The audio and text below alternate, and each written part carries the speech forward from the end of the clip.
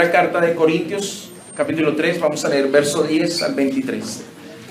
Dice el apóstol Pablo: conforme a la gracia de Dios que me ha sido dada, yo como perito arquitecto puse el fundamento y otro edifica encima. Pero cada uno mire cómo sobreedifica.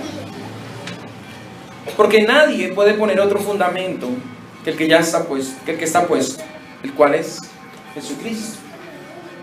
Y si sobre este fundamento alguno edificare oro, plata, piedras preciosas, madera, heno, hojarasca, la obra de cada uno se hará manifiesta, porque el día la declarará, pues por el fuego será revelada, y la obra de cada uno, cual sea, el fuego la probará. Si permaneciere la obra de alguno que sobreedificó, recibirá recompensa. Si la obra de alguno se quemare, él sufrirá pérdida, si bien él mismo será salvo, aunque así como por fuego. ¿No sabéis que sois templos de Dios? ¿Sabéis que sois templo de Dios y que el Espíritu de Dios mora en vosotros? Si alguno destruyere el templo de Dios, Dios le destruirá a él, porque el templo de Dios, el cual sois vosotros, santo es. Nadie se engaña a sí mismo. Si alguno entre vosotros se cree sabio en este siglo, hágase ignorante para que llegue a ser sabio. Porque la sabiduría de este mundo es insensatez para con Dios. Pues escrito está: Él prende a los sabios en la astucia de ellos. Y otra vez, el Señor conoce los pensamientos de los sabios, que son vanos. Así que ninguno se gloríe en los hombres. ¿Por qué? Porque todo es vuestro, sea Pablo, sea Apolos, sea Cefas, sea el mundo, sea la vida, sea la muerte, sea lo presente, sea lo porvenir. Todo es vuestro y vosotros de Cristo y Cristo de Dios. Amén. Oremos. Padre, tu palabra, Señor, como cantábamos, es bella, Señor. Son bellas palabras que traen vida, bellas palabras que nos desconectan de este siglo, de este mundo, Señor, que nos hacen ver de manera distinta, que nos hacen entender, Señor, que tú eres completamente distinto a este mundo. Gracias por tu palabra, Señor, porque es a través de ella que escapamos de este mundo. Es a través de tu palabra que escapamos del pensamiento y la filosofía que gobierna este mundo. Y ese pensamiento y esa filosofía de este mundo, Señor, solo ha traído destrucción y maldad. Pero tu palabra, Señor, es pura, es santa, es eficaz, es verdadera. Tu palabra, Señor, tu palabra nos da vida. Tu palabra y tu Espíritu Santo nos revelan a Cristo, Señor. Y viendo a Cristo te podemos ver a ti, Padre. Gracias te damos, Señor. Rogamos en esta hora tu bendición. Bendice tu palabra, que sea expuesta correctamente, Señor. Te lo ruego en Cristo. Que a través de ella santifiques tu iglesia. A través de ella renueves el espíritu de nuestras mentes, Señor. Que a través de tu palabra, Señor, podamos conocerte y ser libres. Que a través de tu palabra podamos ser edificados como una iglesia bíblica. Como una iglesia que realmente tiene, Señor, su fe puesta en ti y en tus palabras, Señor. Ayúdanos a sujetarnos a ella. Quizás batallaremos durante el culto, Señor, durante la predicación batallaremos contra los conceptos que tenemos en nuestra mente. Por eso rogamos que derribes toda fortaleza y todo argumento, Señor, que se levanta contra el conocimiento de Dios, y que lleves cautivos nuestros pensamientos a la obediencia a Cristo, Señor. Que nuestras conciencias estén sujetas a tu palabra. Que en esta batalla, Señor, venzas tú y tu palabra. Que tu Espíritu Santo doblegue nuestros pensamientos para no hacer ya lo que queremos, Señor.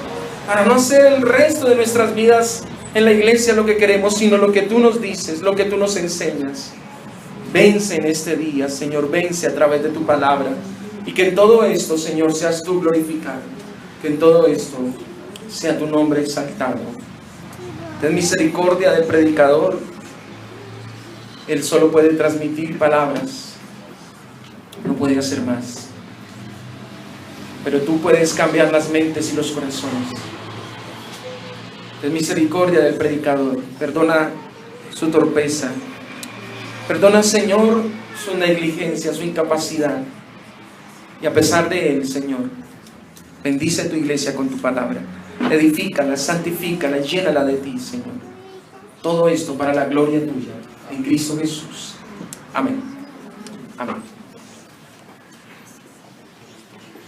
Quiero ubicarles rápidamente, mis hermanos, en el contexto de lo que veníamos hablando hace 8 días. Y estamos hablando de una iglesia infantil, ¿recuerdan? Una iglesia carnal. Una iglesia que tenía muchos dones, o se ufanaba de tener muchos dones, pero era una iglesia que no conocía muy bien al Señor. Una iglesia que había introducido la sabiduría del mundo, la había introducido a la iglesia. Una iglesia que es inmadura. Cuando lleguemos al capítulo 13, usted va a ver todo el panorama. Usted va a entender de qué se trata la madurez cristiana. Apenas Pablo nos está colocando los pilares para que luego podamos ver completamente el panorama y entender de qué se trata. Entender realmente de qué se trata la iglesia, de qué se trata la madurez cristiana. Y sobre todo, ojalá podamos entender que nosotros podemos estar destruyendo el templo de Dios. Ese es el título de la enseñanza. Lo dije hace 8 días y hoy lo termino. ¿Cómo destruir una iglesia? Y todo porque Pablo dice, a manera de exhortación, les dice: si alguno destruyera el templo de Dios, Dios le destruirá a él. Los corintios, con sus actitudes, con su egoísmo, con su envanecimiento, su jactancia, su manera de pensar tan infantil, estaban destruyendo la iglesia. Estaban destruyendo la obra de Dios. Y es una advertencia para nosotros, mis hermanos. Y hace 8 días les llevaba a reflexionar si realmente somos una iglesia madura, si realmente hemos entendido de qué se trata la iglesia, de qué se trata esto que Dios ha establecido. Como oraba al principio y le pedía al Señor: ayúdanos a entender que tú eres el pastor y que es un diseño tuyo. Porque la iglesia, mi hermano, como orábamos hace un rato, no es una invención humana. No es el propósito de un hombre la iglesia. Y cuando las iglesias o las supuestas iglesias se han levantado bajo el propósito de un hombre, pues terminan siendo sectas, lejanas de la palabra, lejanas de lo que realmente es una iglesia. Nosotros luchamos, y por eso oraba al Señor para que nos ayudara a que nuestras conciencias se sujeten, a que derriben las fortalezas, porque estamos acostumbrados a pensar en la iglesia como un conjunto de personas que se reúnen cada domingo. Y eso no es iglesia. Porque si esa fuera la definición de una iglesia, entonces la iglesia que queda aquí al lado, la iglesia católica, eso sería una iglesia. Pero eso no es iglesia. La iglesia no es un conjunto de personas que se reúnen cada domingo y ya. La iglesia es un cuerpo. La iglesia es un organismo vivo que tiene coacción, que tiene comunión, que tiene, no sé las palabras exactas, pero es un cuerpo que se une. La mejor manera de entenderlo es pensar en el cuerpo. Cuando usted se despierta en la mañana, no se despierta usted y a la media hora se despierta su pie o su oreja. Usted se despierta todo. Usted se levanta de la cama y se baña los dientes, pero no dejó su tronco allá acostado, durmiendo. Usted se levanta todo y usted está todo allí. La mejor manera y el mejor ejemplo, y veíamos, Pablo nos da 2 ejemplos aquí, es ver esas analogías que él usa. El cuerpo, la labranza, el edificio. Y en esto nos vamos a detener, en el edificio. El edificio de Dios. Ya vimos, y el apóstol Pablo nos decía, y veíamos hace 8 días, que él dice, él es el arquitecto, el perito arquitecto, el sabio arquitecto. Viene, y algo que me llama la atención, ese perito arquitecto viene y establece el fundamento, no porque él lo pueda establecer, no, porque el fundamento ya está dado, él lo único que hace es ponerlo allí. Y él, como sabio arquitecto, tiene que guiarse por la piedra angular, por la piedra, la roca sobre la cual está edificada todo el edificio. Y eso nos hace pensar que si Pedro es el arquitecto, pues nosotros tendremos que ver algo con esto. Pablo es el arquitecto que estableció, pues nosotros tenemos que tener alguna parte en todo este edificio. Hacemos parte de este edificio. Pablo dice allí en el verso 10, dice, conforme a la gracia de Dios que me ha sido dada, yo como perito arquitecto puse el fundamento. Y otro edifica encima. Otro edifica encima. Y él advierte, pero cada uno mire cómo sobreedifica. Yo llevé el evangelio, dice Pablo. Yo puse el fundamento.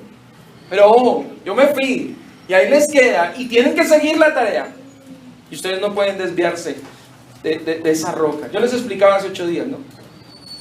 El fundamento, esa piedra angular que se ponía, sobre la cual reposaba todo el fundamento y sobre la cual se edificaba, tenía una forma de tal manera que todo el resto de la casa tenía que ser establecida, o sea, que tenía que ser edificada conforme a la forma de esa piedra angular. No podían desviarse, porque si no iban a tener pérdida. Entonces él les advierte, ojo, miren cómo edifican. Tienen que seguir el modelo. Tienen que seguir la línea. No pueden cambiar las medidas. No pueden cambiar a su antojo. No, tienen que seguir.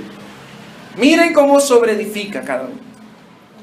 Ahora, para poder entender la exhortación, porque hay veces pareciera que la exhortación fuera para los predicadores.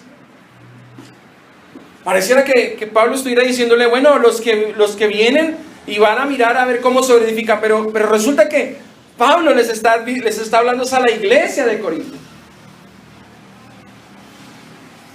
No es solamente los predicadores, porque la edificación no es solamente la hace el predicador. La iglesia toda junta hace una labor de edificación. La iglesia toda junta hace una labor y pone elementos para la edificación. Y dice en el verso 11, porque nadie puede poner otro fundamento que el que está puesto, el cual es Jesucristo. Es la advertencia. No vengan a inventar.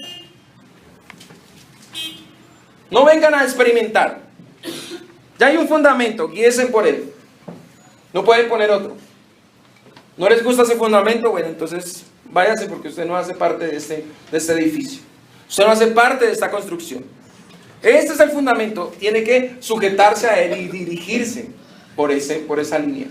Por esa forma que tiene el fundamento. Y nosotros, mis hermanos,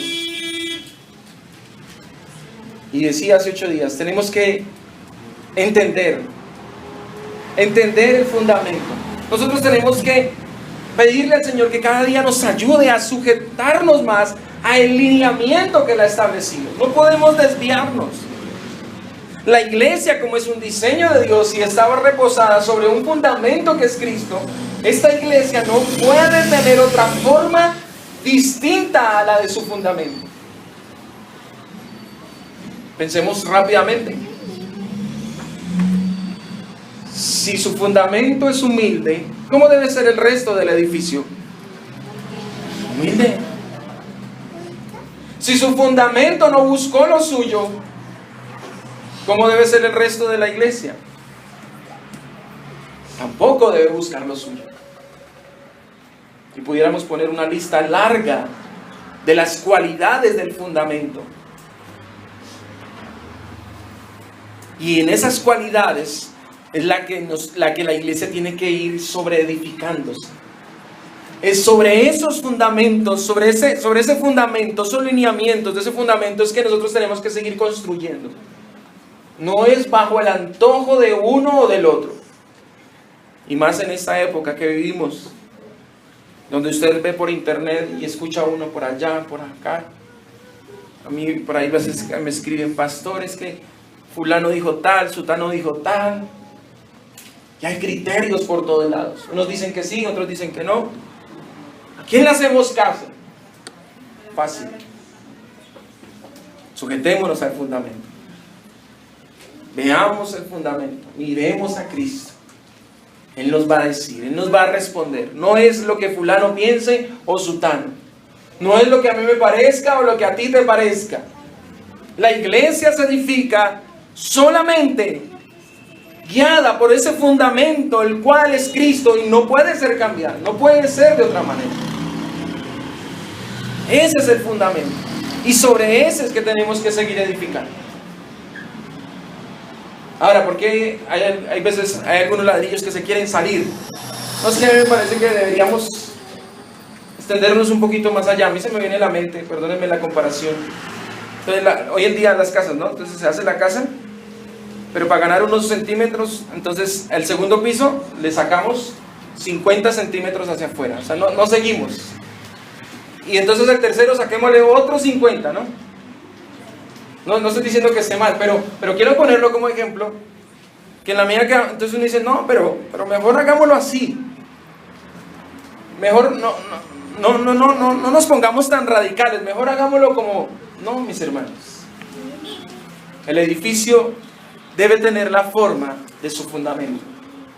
El edificio debe seguir las normas. Según el plano debe seguir esa construcción. No puede ser de otra manera. A mí no se me puede ocurrir algo por el camino.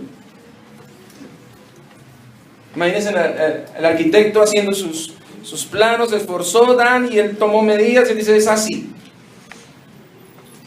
Pero el maestro de construcción dice, no, eso mejor extendámoslos aquí un poquito, unos metros más y ganemos, ¿no? ¿Quién tiene la idea? ¿Quién hizo todos los estudios? ¿Quién tiene todo claro? Es el Señor. Él es el fundamento, son sus apóstoles. Dice la Escritura que en el libro de Hechos, capítulo 2, que la iglesia perseveraba en las oraciones, ¿sí? Recuerdan la comunión unos con otros, pero sobre todo, dice allí, perseveraban en la doctrina de los apóstoles. En la doctrina de estos hombres que estamos leyendo en el Nuevo Testamento. Ellos nos dejaron allí. Nos enseñaron cuál era el fundamento. Así es que, mis hermanos, la advertencia es, pero cada uno, mire cómo sobreedifica. Tengamos cuidado. Tengamos cuidado en querer poner nuestros criterios por encima de Dios. Nuestros criterios por encima del plano, del diseño que Dios ha establecido para su iglesia. Pero no solamente tengamos cuidado como trabajadores. La advertencia es esa. Pero dice, cada uno mire cómo sobreedifica. En el verso 13 también dice, la obra de cada uno se hará manifiesta. Ojo. Finalmente, con el tiempo, cada uno, lo que cada uno ha puesto, y si usted ha querido imponer sus criterios por encima de la palabra, el tiempo se encargará de decir. El día la declarará, pues por el fuego será revelada. Y la obra de cada uno, cual sea, ¿qué la va a probar? El fuego. Esto nos lleva entonces al otro punto. Estamos viendo dentro del edificio, ya vimos el fundamento, estamos viendo los trabajadores, y un tercer punto dentro de esto es los materiales. ¿Qué materiales usamos? Dice en el verso 12, y si sobre este fundamento alguno edificare oro, plata, piedras preciosas, yo pondría un gran asterisco ahí, un gran backslash, ¿es que se llama? Porque hay aquí 6 materiales y hay 3 materiales que soportan el fuego y hay otros 3 que se desvanecen en el fuego. Dice oro, plata, piedras preciosas. Estos 3 elementos con el fuego no dejan de ser lo que son. El oro seguirá siendo oro líquido, pero seguirá siendo oro. La plata seguirá siendo plata. Y las piedras preciosas soportan y seguirán siendo lo que son. Pero la madera, el heno y la hojarasca se consumen, pierden su esencia. El oro, después de que se mete en el fuego, se derrite, pero cuando se enfríe vuelve a ser el mismo. Vuelve a ser el mismo material sólido, el mismo metal precioso. Pero la madera, después de que se quema, deja de ser. ¿Qué materiales se deben usar entonces? La iglesia de Corinto estaba usando materiales como madera, heno y hojarasca. ¿Cómo? Con su sabiduría. Con su sabiduría. Interponiendo sus pensamientos, interponiendo sus criterios a los criterios de Dios. Sí, está bien, tú puedes levantar, sí, una parte. Sí, levántala en madera, levántala, ok. Pero cuando venga el fuego, resistirá. Y ellos estaban levantando con madera, heno y hojarasca. Ellos estaban levantando con su sabiduría, interponiendo sus criterios al criterio de Dios, a lo que Dios había dicho. ¿Tú qué crees? ¿Que Dios dijo que usaran qué? ¿Madera, heno, hojarasca, oro, plata y piedras preciosas? Los mejores materiales. Nuestro Señor no podía haber usado lo más económico, lo más... Porque Él sabe, como arquitecto, como diseñador de todo el edificio, Él sabe qué se necesita, qué materiales van a resistir, porque Él sabe que vendrá el fuego. Él sabe que vendrá la prueba. Cada uno dice, mire cómo sobreedifica. El fundamento, dice, sobre el fundamento se pone estos materiales. Los unos son espirituales, oro, plata, piedras preciosas, son los materiales espirituales.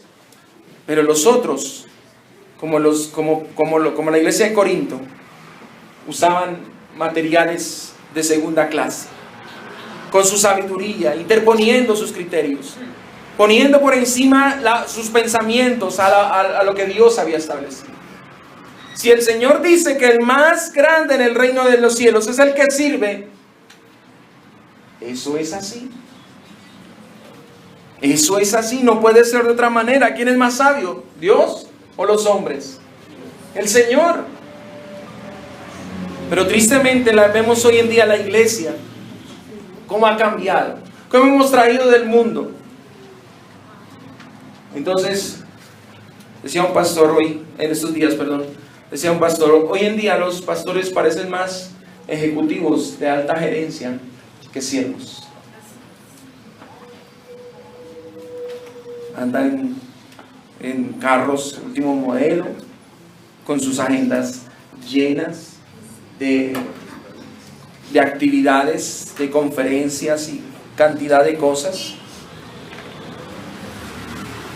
Y no parecen pastores, no parecen siervos.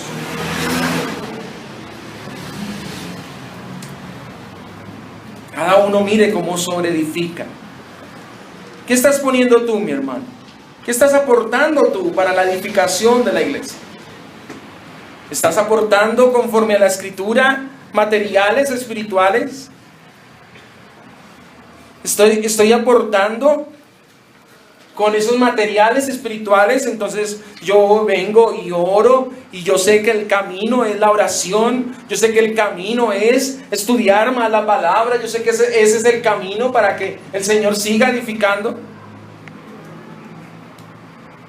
O al contrario, mis armas son, mis materiales son son carnales, son cosas mías, son cosas que a mí me parecen. Hay una problemática, mis hermanos, en las iglesias. Y uno habla con otros pastores y en todo lugar se ve. La gente hoy anda ocupada. La gente anda muy ocupada y no hay tiempo para la iglesia. La gente hoy no quiere compromiso con la iglesia. Las iglesias bíblicas, las que yo conozco, adolecen de miembros. Iglesias donde se reúnen 200 personas y uno pregunta, ¿y cuántos miembros hay? 50. Uno dice, ¿y el resto? Estamos ocupados. Tenemos muchas cosas que hacer. Estamos sufriendo de amor por el edificio. Ya no hay amor por la obra, ya no hay amor por el edificio. Ya no queremos poner armas espirituales, sacrificarnos por esas armas espirituales. Es triste de verdad ver que la iglesia ya no estudia la Biblia. Antes uno veía hace unos 30 años o 20 años atrás, inclusive yo alcancé a ver algo de eso.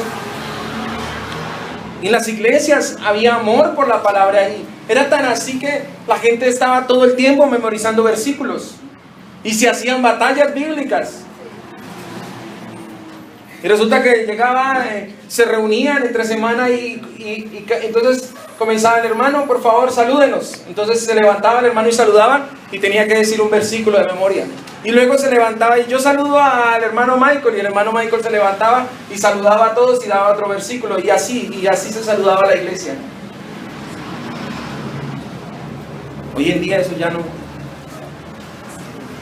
Hoy en día ya no se habla entre nosotros con salmos, himnos, cánticos espirituales. Ya no. Tristemente estamos en una iglesia posmoderna, donde todo es así, materiales de segunda clase. Y vemos cristianos de segunda clase. Cristianos que no soportan la prueba, que no soportan el compromiso, que no soportan sufrir la sana doctrina. Cristianos que no soportan tener que doblegarse a sí mismos para servir a otros. Queremos que nos sirvan, pero no queremos servir a otros. Yo veo a mis hermanos y los reconozco, y la vez pasada los reconocí y vuelvo a lo reconozco. Hermanos que quieren aquí trabajar y servir. Pero hay otros que quieren venir cada domingo nomás. Pastor, conmigo cuenten los domingos. Yo vengo con mucho gusto, yo oro el domingo, escucho la palabra, pero yo estoy muy ocupado. Tengo muchas cosas que hacer. No hay oro, no hay plata, no hay piedras preciosas. Se está construyendo una iglesia en Devlen. Se está levantando un edificio. Y yo temo por eso. Porque pienso, si viniera la prueba, si mañana, si la próxima semana se declarara la guerra contra los cristianos en Colombia, ¿cuántos de ustedes quedarían firmes acá? ¿Cuántos vendrían el siguiente domingo?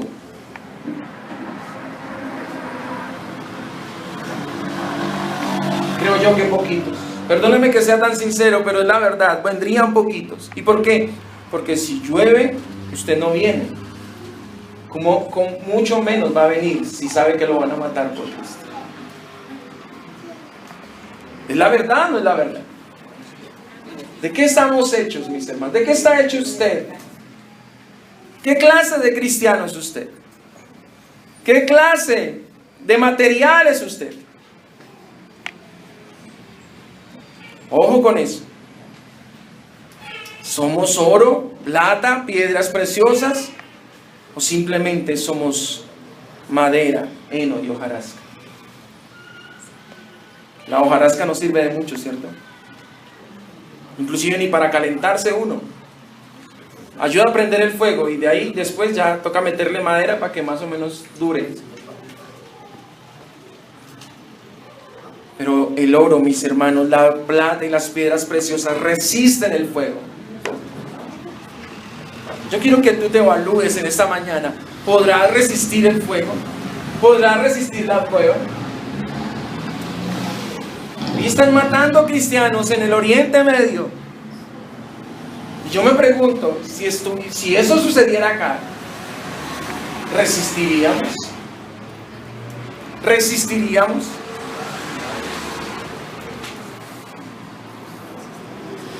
Yo creo que en muchos no. El frío es una excusa. Pastores, ¿qué está haciendo estas noches? Han hecho mucho frío. Pastores, que esto era la rinitis que yo tengo. Si usted supiera. Mi hermano, yo les decía hace 8 días, excusas hay muchísimas. Y yo quiero que comprendamos, mis hermanos, usted no se puede excusar conmigo, porque finalmente yo puedo engañar al pastor. Pero finalmente, ¿a quién me estoy engañando? Si yo pongo excusas, ¿a quién estoy engañando? A mí mismo me engaño. E intento engañar al Señor porque el Señor sabe todo. No lo puedo engañar porque Él lo sabe todo.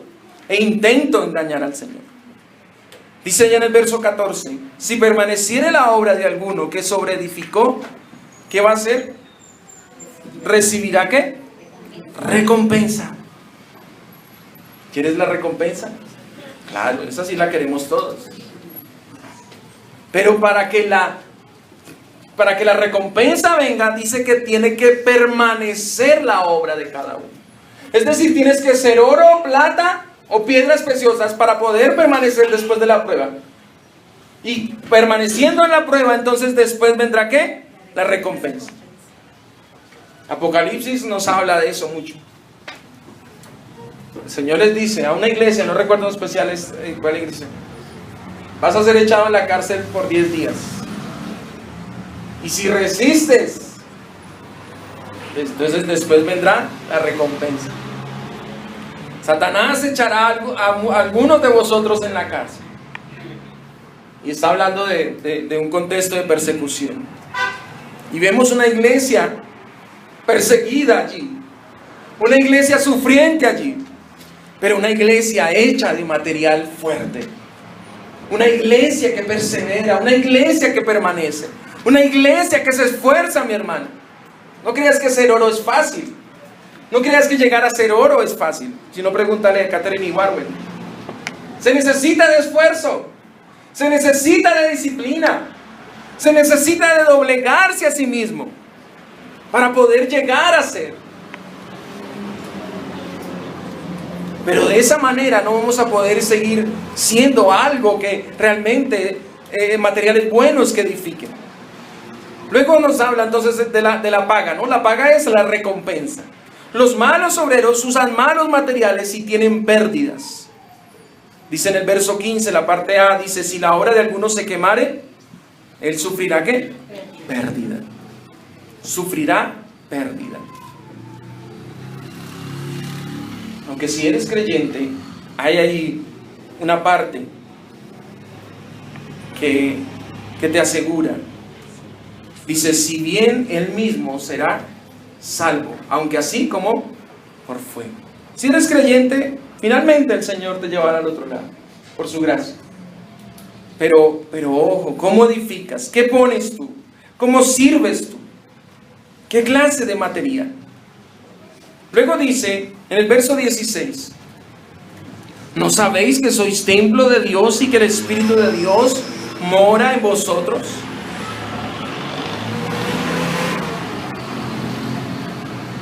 Dice que el templo es ¿de quién? De Dios. Nosotros a veces pensamos que la cosa es con el pastor. Nosotros pensamos que hay veces el que hay que decirle o rendirle cuentas es al pastor. Pero la Escritura nos dice que el templo es de Dios. Es decir, que finalmente a quien yo le debo rendir cuentas es al Señor. Claro, no significa que entonces no pueda decirle al pastor, pero entendiendo que lo que yo le diga al pastor es como si se lo dijera a Dios. Entonces me pregunto yo, Cuando tú no te dispones, ¿qué le vas a decir a Dios? Las mismas palabras que le puedes decir al pastor. Las mismas palabras, las mismas excusas. No. El templo es de Él. Dice, ¿no sabéis que sois templo de Dios? El apóstol Pablo, después de detallar toda la obra y sus colaboradores, viene entonces con una reprensión fuerte. Y les dice, porque ustedes, les da esta reprensión porque ustedes, con su comportamiento infantil, con su falta de madurez, de compromiso verdadero por Cristo, por su obra, ¿qué estaban haciendo ellos? Ellos estaban atentando contra el templo del Señor. Dice allí en el verso 17, si alguno destruyere el templo de Dios. Y viene mi último punto. ¿Cómo destruir el templo de Dios? Pues sencillo. Con su inmadurez, con su falta de compromiso, interponiendo sus criterios a los criterios de Dios, ocupándose más en las cosas de este mundo que en el Señor. Con todo esto, nosotros lo que estamos haciendo es destruir el templo de Dios. Ellos, la iglesia de Corinto, aunque decían que abundaban en dones, eran una iglesia infantil, lo que estaban haciendo era vanagloriarse, y con sus comportamientos infantiles, jactanciosos, estaban destruyendo la obra de Dios. Y yo me pongo a pensar en el apóstol Pablo, cuando dice estas palabras, yo me pongo a pensar él como perito arquitecto. Yo ayudé a construir esa iglesia. Y estos la están ayudando a destruir.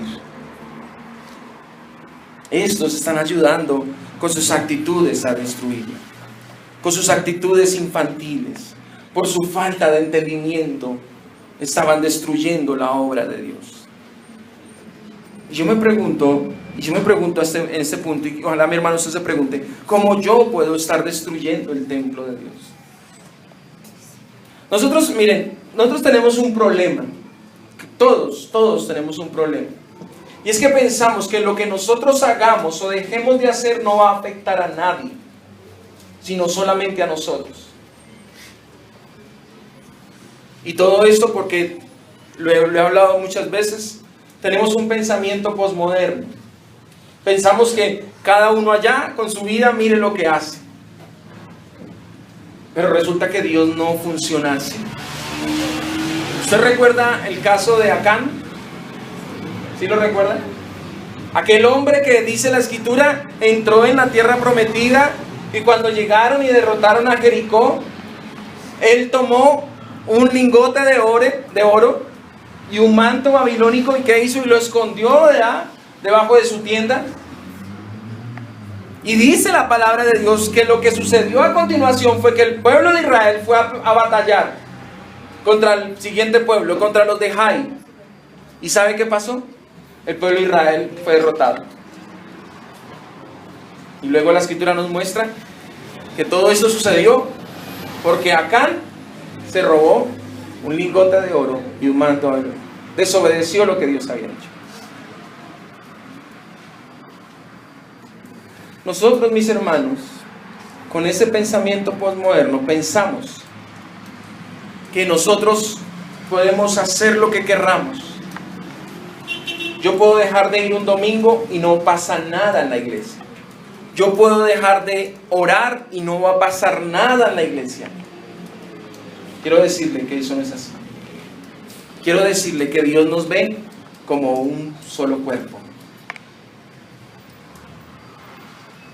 Y si la queja de Dios, como hace 8 días lo decía, si la queja de Dios para esta iglesia es, mi casa está desierta. La pregunta es, ¿será que si el pastor viene y ora cada miércoles y 3 o 4 o 5 hermanos lloran, ¿será que Dios con eso estará contento? ¿Será que con eso Dios dejará de decir, mi casa está desierta, está vacía? No, mi hermano. Dios nos ve como un solo cuerpo. Al pueblo de Israel, aunque dentro del pueblo de Israel, recuerda que habían 7,000 que no habían doblado rodilla ante Baal, ¿recuerda? ¿No vino 3 años y medio de sequía? Habían 7,000, óigame bien, 7,000 dentro del pueblo de Israel que no habían doblado su rodilla ante Baal. Y eso le dice el Señor a Eliseo. Pero aún así, dice la Escritura, que ellos durante 3 años y medio, creo que fue, vino sequía. Y no tenían que comer. ¿Por qué Dios castiga a toda una nación por el pecado de unos? En este caso eran más los que pecaban, pero era el pecado de la nación. ¿Por qué Dios castigó al pueblo de Israel con el pecado de Acán? Porque Dios, mis hermanos, nos ve como un solo cuerpo, como una sola comunidad, como una sola familia. ¿Por qué cree que usted debe corregir a sus hijos y no permitir el pecado en su casa? ¿Por qué cree que Dios castigó a Elí y a su familia? Pero Señor, Elí no hizo nada, eran sus hijos, sí, pero era el papá. Él permitió el pecado en su casa, y por permitir el pecado en su casa vino muerte, no solamente a él, sino si usted lee 1 Samuel, dice que a toda la descendencia de Elí. ¿Pero qué culpa tenían los descendientes? Dios nos ve así. Dios ve cabezas federales. ¿Y eso cómo lo vemos? Fácilmente. En Adán todos caímos. Y en Cristo todos seremos resucitados. Así es sencillo. Así funciona Dios. Dios ve un pueblo. Como les decía esta mañana, Dios no viene a salvar a un hombre. Dios no me vino a salvar a mí. Dios vino a salvar un pueblo. Y yo estoy dentro de ese pueblo. Así que cuando Dios ve la iglesia bíblica Monte Sión, mis hermanos, ve un templo. Y cuando usted deja de orar, cuando usted deja de comprometerse con la oración, con el estudio de la Escritura, cuando usted deja de congregarse, mis hermanos, el problema no es solo suyo. El problema no es usted. Sí, claro, usted va a acarrear sus consecuencias, usted y su familia. Sino que eso nos afecta a los demás. Ellos estaban destruyendo el templo de Dios con sus actitudes infantiles. Ellos con su falta de compromiso verdadero, de amor verdadero, porque el problema de ellos, me estoy adelantando, el problema de ellos era que no se amaban entre ellos. El problema era que cada uno buscaba lo suyo. El problema era que cada uno estaba ocupado en sus quehaceres. Y esa es la queja de Dios allá en el libro de Ageo, abajo, no recuerdo. Dice: mi casa está desierta y ustedes con sus casas bien bonitas. Y el templo de Dios estaba desierto. No, yo estoy ocupado, yo ahorita no. Y ellos decían, no es tiempo todavía de edificar. El Señor dice, no es tiempo. Yo los traje del cautiverio, los traje, y mire todo, y ustedes dicen, no es tiempo. No es tiempo de edificar esta iglesia. No es tiempo de orar. Yo pregunto, ¿no es tiempo? Yo no sé si usted ha visto noticias en estos días. Y yo me pregunto, ¿no es tiempo de buscar a Dios en oración?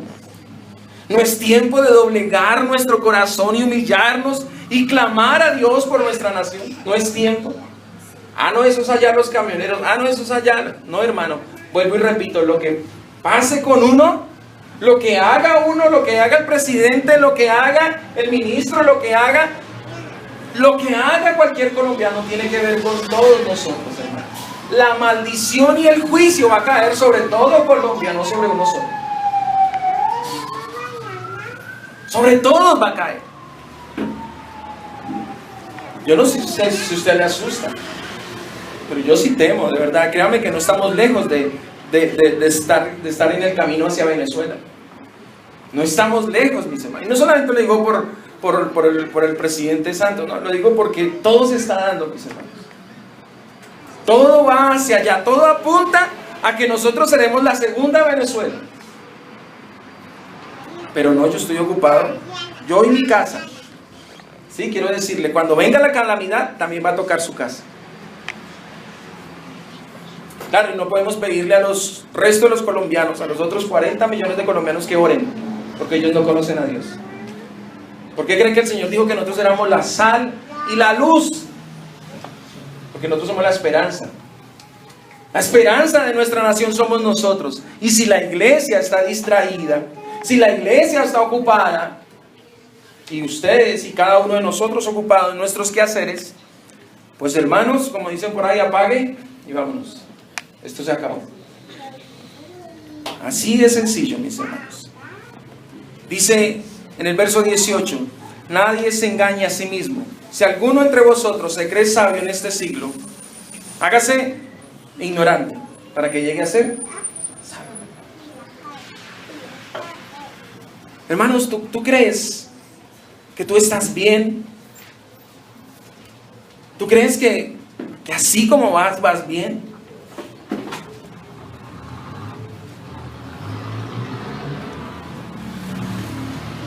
El problema de la iglesia de Corinto era que estaban interponiendo sus criterios a los criterios de Dios. Ellos se creían más sabios. Habían tomado de la sabiduría del mundo y estaban imponiéndole a la iglesia.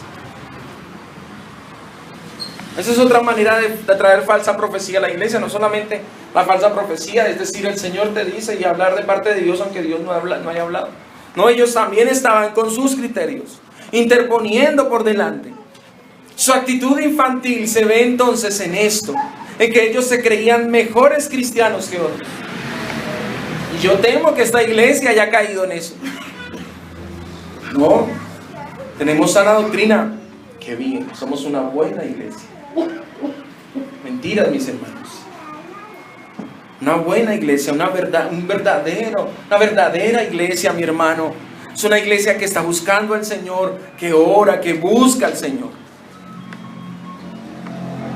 Tengamos cuidado, mis hermanos, porque el orgullo está siempre ahí. La autosuficiencia está siempre ahí, de adelante, esperándonos. Está siempre tocando nuestro corazón. Y cuando no oramos, eso es lo que mostramos, autosuficiencia. No, Señor, no te necesitamos. Yo ya entiendo todo. No, mis hermanos. Recuerden que el reino de los cielos es de ¿quiénes? De los niños. De los niños. ¿Y cómo es un niño? ¿Cómo debemos ser como niños? Señor, enséñame, no sé nada. No sé nada, Señor. Señor, ten misericordia de mí. Y ellos no estaban comportando como niños, pero se creían adultos. Se creían muy adultos. Pero Pablo les dice, ustedes son infantiles. Ustedes con esa sabiduría y esa arrogancia que tienen, se las dan de que saben, pero no saben nada. Tengamos cuidado, mis hermanos, porque nuestra actitud quizás es de arrogancia. Mi actitud al no querer servir, al no querer orar, al no querer estar ahí, mi actitud de arrogancia, ¿no? Como si estuviera por encima de otros, como si yo no necesitara de la oración de mis hermanos. Como si yo necesitara estar junto a mi hermano y estar juntos orando. Y yo contándole a mi hermano mis problemas y que mi hermano me cuente sus problemas. Y juntos estar orando los unos por los otros. Nuestra actitud, ese individualismo muestra es eso, mis hermanos. Arrogancia. Quiero decir algo, perdónenme si ofendo. Pero hay algunos que ponen una barrera en su casa. Y como que no quiere que nadie se les meta allá. Y yo quiero, y en estos días compartía en el WhatsApp de la iglesia, el hermano Ramiro decía, tenemos que estar en la capacidad de meternos en los asuntos de otros y que otros se metan en nuestros asuntos. ¿Por qué? Porque eso es la iglesia, mi hermano. Que mi hermano sepa cuál es mi lucha, que mi hermano pueda saber que yo estoy teniendo problemas con mi esposa, con mis hijos, con mi economía. Eso es la iglesia. Dice que tenían en común todas las cosas, aún sus necesidades. O si no, entonces, ¿cómo cree que recogían para suplir las necesidades? Pues algunos se enteraban hablando con el hermano, mire, fulano de tal está pasando necesidad, hagamos algo. Pero ¿qué pasa? Cuando cada uno está ocupado en lo suyo. Vamos a darnos cuenta. Vamos a enterarnos cuando mi hermano... Yo me hacía la pregunta en estos días y reflexionaba en algo. Yo digo, si usted, mi hermano, si usted viene a las 10, bueno, si llega, digamos que llegue temprano, ¿no? A las 10, 10 y media, 11 de la mañana, y viene y recibe, ¿cierto? Oramos juntos, cantamos juntos, recibe la palabra y luego se va. La pregunta es, ¿cuándo usted está haciendo iglesia con el que tiene a su lado? ¿Cuándo está haciendo iglesia? ¿Cuándo lo va a conocer? Yo analizaba, yo decía, definitivamente Dios es perfecto. Y entendí en esta semana, meditando en eso, yo entendí por qué comer juntos. Porque cuando como al lado de mi hermano, entonces ya no estamos orando, ya no estamos cantando, ya no estoy recibiendo la palabra, estamos comiendo. Ahí, mi hermano, voy a conocerlo. Voy a comenzar con saber cómo es que se llama. Ahí es que voy a comenzar a saber en qué trabaja. Pero si usted viene, ora, canta, da su ofrenda, recibe la palabra y se va, nunca sabrá usted de otro, ni otro de usted. Nunca habrá comunión. Nunca. ¿Por qué? Porque cada uno está encerrado en una burbuja. Los corintios estaban encerrados en su propia sabiduría cada uno. Y tenían sus grupitos, ¿no? Yo soy de Pablo, yo soy de Apolo, yo soy de fulano. Ya. No hay grupitos en la iglesia, hermano. No hay grupitos. Todos somos de Cristo. Dice el verso 19, porque la sabiduría de este mundo es insensatez para con Dios. ¿Este mundo qué piensa, mi hermano? Este mundo es un mundo individualista, por todos lados usted lo ve. 150 personas en un Transmilenio. Y ninguno nos saludamos con ninguno. Esa es la ironía del posmodernismo, de esta sociedad de multitudes. Hay tanta gente, pero todos nos sentimos solos. ¿No es así? ¿No es así que usted tiene un problema y usted tiene 150 alrededor, montada ahí en el Transmilenio y quiere llorar? Y quisiera contarle a alguien, pero usted está solo. Esa es la ironía. Entre más, yo decía la vez pasada, entre más menos. Entre más gente, más soledad. Entre más gente... Pastor, tengo 500 amigos en Facebook. ¿Cuántos son sus amigos de verdad? No hay, hermano. Esa es la ironía, mi hermano, del posmodernismo. Entre más, menos, mis hermanos. Tristemente eso pasa en la iglesia y temo que siga pasando. Y perdóneme, quizás usted dirá, pastor, pero ¿cómo va a decir eso? Pero me atrevo a decir, Señor, y ojalá no me equivoque en estas palabras, pero Señor, no nos dejes crecer más hasta que no aprendamos a ser hermanos entre nosotros. Porque imagínense que seamos 200 de aquí a mañana. Si con 50, 60 y no nos conocemos todavía entre todos, imaginen que fuéramos 200. Mucho menos. Mucho menos comunión. Qué hermoso sería que fuéramos 50 y 60 bien conocidos y que los que fueran llegando se fueran añadiendo, como dice la Escritura, y lo conociéramos y ellos nos conocieran. La sabiduría de este mundo, hermano, la filosofía de este mundo es esa. Y ellos estaban metiendo esa filosofía. La sabiduría de este mundo es insensatez para con Dios, es completamente contrario. Pues escrito está, Él prende a los sabios en la astucia de ellos. Ellos estaban siendo vanagloriosos. ¿Y sabe qué dice la Escritura? Dios los estaba prendiendo en esa astucia. ¿Ustedes se creen tan sabios? Son necios, son tontos. No podemos seguir, mis hermanos, actuando como el mundo. No podemos seguir con la sabiduría y la filosofía de allá afuera. No podemos seguir con eso. Tenemos que batallar. Y yo me temo que a veces me siento como si yo solo estuviera batallando con esto. Quiero invitarle a mi hermano que usted batalle. Que usted batalle contra eso. Luche contra ese individualismo. Pastor, ¿cómo lo puedo hacer? Hermano, invite a almorzar a su hermano esta semana. Acérquese a uno que quizás usted no ha dialogado mucho o apenas que se ha dialogado un poco. Dígale, hermano, ¿cuándo pasa y tomamos un tintico y salamos? Esa es la manera de batallar. Esa es la manera, mis hermanos, rompiendo los criterios, la autosuficiencia, dejando que otros se involucren en mi vida. Yo me cuestionaba esto, mis hermanos. No sé si ustedes, algunos han vivido en un edificio o tienen conocimiento. ¿Cuántas familias viven en un edificio? ¿Y cuántos se conocen los unos a los otros? Escasamente el saludo.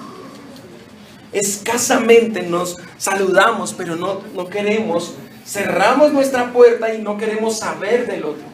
No queremos saber en qué problemas tiene el otro, porque yo tengo mis propios problemas como para saber de los otros. No, yo cierro la puerta porque es que no quiero que se me metan en mi casa. Ese es el espíritu que vemos en este mundo, mis hermanos. Y ese es el espíritu que no puede estar en la iglesia. Dice en el verso 20 y 21, dice: y otra vez el Señor conoce los pensamientos de los sabios que son vanos. Todo eso es vanidad, mis hermanos. Verso 21, así que ninguno se gloríe en los hombres. ¿Por qué? Porque todo es vuestro. Ellos estaban vanagloriando en los hombres. Ellos se unían, sí, ellos se unían, pero con los que querían. Ellos se unían y estaban felices y arrogantes, diciendo: yo soy de Pablo, yo soy de Cefas, compitiendo entre ellos. Y él les dice: pero ¿quiénes son los hombres, mis hermanos? Tristemente eso se ve en la iglesia cristiana. División, división, división, división. Todo porque nos gloriamos en los hombres. Porque es que a mí me gusta fulano, es que yo sigo a sutano. No, mis hermanos. La cabeza de la iglesia es Cristo. El pastor de la iglesia es Cristo. Y en Él nos unimos todos. Es un solo Dios, un solo Señor, un solo Espíritu. No son varios señores. Ya vimos que Pablo, Apolos, todos los demás eran simplemente colaboradores.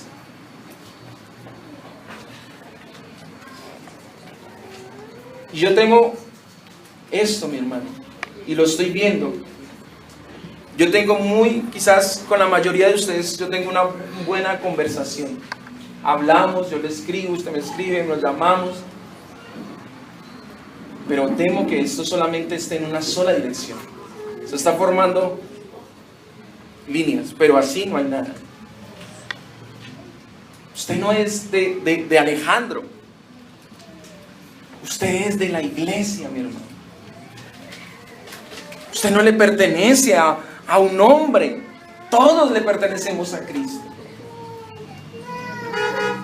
Y de verdad que me preocupa y lo digo con angustia, mi hermano, que estemos edificando mal, haciendo las cosas mal, construyendo una iglesia, y por eso le digo, y temo que esto crezca y no se arregle. Y si no se arregla ya, mi hermano Alberto, si comenzamos a edificar y quedó mal desde el principio, ¿cómo va a quedar el resto? Mal. Y si no arreglamos ya, y si no mejoramos ya, y si no corregimos ya lo que está haciendo mal, lo que estamos haciendo mal, y si mi única comunicación es con el pastor, pero no tengo comunicación hacia los lados, pues hermanos, vamos a seguir igual, creciendo igual. Y no va a pasar nada. Y no va a arreglar esto. Y tristemente vamos a edificar mal. Y después corregir será más difícil. Será más complicado. No es, mire, yo quisiera como tratar de hacer un dibujo y decirles: mire, hermanos, esto no es así. Esto no es piramidal. El pastor no es el que está arriba y los otros ahí abajo de él. No, esto es así. Todos estamos así. Y todos estando así, pues todos nos conocemos con todos. Todos nos edificamos con todos. Todos necesitamos de todos. Los dones, mi hermano, los dones. Y termino con esto. Los dones que Dios ha dado en la iglesia no son solamente el don de la predicación. Dios ha dado otros dones. Dios le ha dado a usted dones. Y usted necesita ponerlos en ejercicio, porque se están atrofiando. ¿Y cómo los va a poner en ejercicio? Pues poniéndolos al servicio de la iglesia y dejando que la iglesia, que los otros también les sirvan a usted. Yo hago una sola parte. Yo quiero que usted me comprenda que lo que yo hago, piensen en esto, yo hago un servicio, yo les sirvo a ustedes. Y eso lo vamos a hablar dentro de 8 días. Yo les sirvo a ustedes, yo estoy al servicio de ustedes. Amén. Yo hablo con ustedes me llaman, charlamos, quizás arreglamos algunas cosas, yo les doy algunos consejos. Pero hermanos, yo no soy el único que tiene dones en esta iglesia. Yo no soy el único que sirve en esta iglesia. Usted puede hablar con su hermano y pedirle un consejo. Usted puede hablar con su hermano y pedirle que ore por él. No solamente el pastor. No solamente el pastor le puede dar un buen consejo. La palabra nos da directrices. Hay hermanos, hay ancianos, ancianas. Rodéese, mi hermano, de personas aquí alrededor suyo, que usted también pueda descargarse con ellos. Que usted también pueda inclusive quizás aconsejarlo o ser aconsejado. Corregir o ser corregido. Tenemos que cambiar nuestra manera episcopal de pensar. Esto no es episcopal. Nosotros como Iglesia Bíblica Monte Sión tenemos un gobierno plural, un gobierno plural de paridad, y pensamos que somos una iglesia de acuerdo a lo que se escribió en los cánones de Dort y en la confesión de fe. Creemos en una iglesia congregacionalista, no episcopal, no así, congregacionalista. Sí, es verdad, hay autoridades, sí, es verdad, hay pastores, y gracias al Señor por ellos, pero no son los únicos. Necesitamos los unos de los otros. Quiero decirte, mi hermano, hay que pedirle al Señor más. Señor, enséñanos a hacer iglesia. Enséñanos de qué se trata esto, Señor. Si tú quizás hasta el momento no has entendido, si tú quizás hasta el momento quizás te has dado cuenta hoy que quizás tú pensabas que ir a la iglesia o ser iglesia es ir cada domingo 2 horas, 3 horas, y ya, yo quiero decirte, pídele al Señor, Señor, enséñame a ser parte de la iglesia, enséñame a entender el diseño que tú has establecido para no seguir en el mismo camino y estar destruyendo el templo de Dios con nuestras actitudes infantiles, con nuestras actitudes de inmadurez. Sí, allá afuera vas a ver que el mundo no se quiere comprometer, los hombres no se quieren comprometer, por eso el matrimonio ya no está de moda, está pasado de moda. Pero en la iglesia del Señor, una actitud madura es: yo me quiero comprometer, yo quiero servir, yo qué puedo ayudar, yo qué puedo servir a mis hermanos y cómo me puedo ver beneficiado de eso. Amén. Vamos a orar. Padre, yo te doy gracias en esta hora, Señor. Gracias, Señor, porque esta preocupación, Señor, no viene de mí, porque quizás aún yo, Señor, he fallado en esto. Tendemos a ser individualistas, Señor. Tendemos a ocuparnos en nuestras cosas, Señor. Tendemos a pensar en nuestra casa, nuestros hijos. Nos preocupan nuestros hijos. Nos preocupa nuestro hogar, nuestra economía. Pero, Señor, somos parte de un cuerpo, Señor. Somos parte de un organismo vivo. No es algo mecánico, no hay una adhesión mecánica entre nosotros, Señor. No es simplemente una costumbre cada domingo y ya, Señor. Es más allá que eso. Es más allá que eso. Pero todavía tenemos esa sabiduría secular, todavía pensamos que es así, Señor. Todavía pensamos de manera mundana, Señor. Este mundo se está perdiendo, Señor. Este mundo Estás rodeado de tantas personas, pero hay tanto individualismo, tanto egoísmo, Señor. Es tanto el egoísmo, Dios, que no nos duele lo que pasa en nuestra nación. Es tanto el egoísmo, Señor, que no hacemos nada por lo que está sucediendo en Colombia. No oramos, Señor.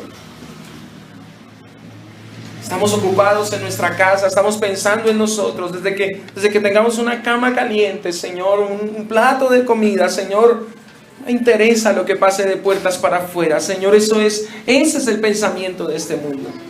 Eso es lo que estaba sucediendo en Corinto, una iglesia dividida, una iglesia arrogante, orgullosa, vanagloriosa, Señor. Padre, no queremos ser así, no queremos. Queremos ver la iglesia como tú la ves. Queremos sentirla como tú la sientes, Señor. Queremos vivirla como tú la vives. Porque tú vives en la iglesia. Tú estás en medio de nosotros. Tu palabra lo dice, que donde hay dos o más, allí estás tú. Tú vives en la iglesia. Tú estás en la iglesia. Tú pastoreas la iglesia. Tú exhortas la iglesia. Tú animas la iglesia. Tú eres el Señor de la iglesia y nosotros estando dentro de ella debemos entenderlo, Dios. Ayúdanos a entenderlo. Ayúdanos a entenderlo, que hacemos parte de algo, Señor. Que hacemos parte de una comunidad. Que me debe doler si mi hermano, mi hermana está sufriendo con sus hijos. A mí me debe doler que si mi hermano o mi hermana está pasando necesidades, yo tengo que saberlo y tengo que hacer algo, Señor. Padre, hay que batallar contra esto, Señor, y necesitamos de ti para hacerlo. Necesitamos batallar contra nosotros mismos, Señor, contra nuestro egoísmo, con nuestro egocentrismo, ese individualismo, Señor. Ayúdanos a batallar, a luchar, a doblegarnos, Señor, con tal de hacer parte de esta obra tuya, porque no es de un hombre, Señor. Los hombres pasan, Señor, pero tu obra queda. Ayúdanos, Señor.